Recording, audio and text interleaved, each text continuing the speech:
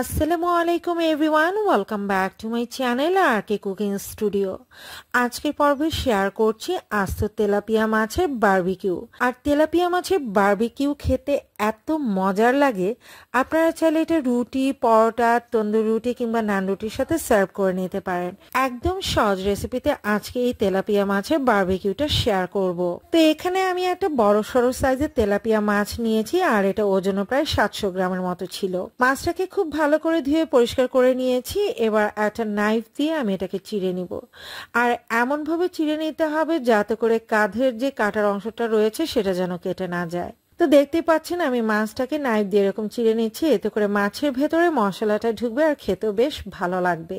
এবার মশলা রেডি করে নিব, সেজন্য আমি একটা বাটিতে নিয়ে নিচ্ছি এখানে চা চামচের 3 ভাগের 1 ভাগ হলুদ গুঁড়ি, হাফ চা চামচের মতো নিয়ে নিচ্ছি লাল মরিচের গুঁড়ি, তবে ঝাল যার যা পছন্দ মতো বাড়িয়ে বা কমিয়েও নিতে পারেন। দিয়ে দিচ্ছি চা চামচের 3 ভাগের 1 ভাগ ধনিয়া গুঁড়ি, চা চামচের 3 ভাগের 1 ভাগ জিরা গুঁড়ি, আর দিয়ে দিচ্ছি স্বাদ মতো লবণ, হাফ চা চামচ পরিমাণ আদা রসুন বাটা, আমি আদা রসুন মিলিয়ে এখানে হাফ চা চামচ পরিমাণ নিয়েছি। দিয়ে দিচ্ছি 1.5 টেবিল চামচ পরিমাণ টমেটো সস, আর দিয়ে দিচ্ছি 1 চা চামচ পরিমাণ বারবিকিউ মশলা।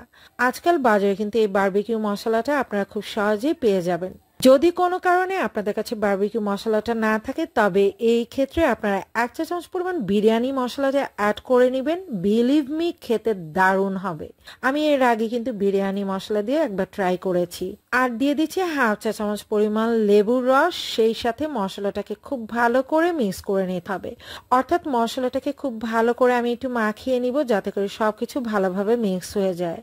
এবার মাছের গায়ে এই মশলাটাকে মাখিয়ে নিব। খুব ভালো করে মশলাটাকে মাছের গায়ে লাগিয়ে নিতে হবে যাতে করে সব দিকে সমানভাবে এটা মাখানো হয়ে যায়। আর যে চিড়ে নেওয়া অংশগুলো সেগুলোর ভেতরেও কিন্তু আমি মশলাটা ঢুকিয়ে দিব যাতে করে মাছের টেস্টটা দ্বিগুণ বেড়ে যায়। চেষ্টা করবেন একটু ধৈর্য সহকারে এই মাখিয়ে নেওয়ার কাজটা করার জন্য। খুব ভালোভাবে মাছের যেই স্লাইসগুলো রয়েছে, অর্থাৎ ছুরি দিয়ে আমরা যে অংশগুলো কেটে নিয়েছি সেগুলোর ভেতরে মশলাটা ঢুকিয়ে মেখে নিতে।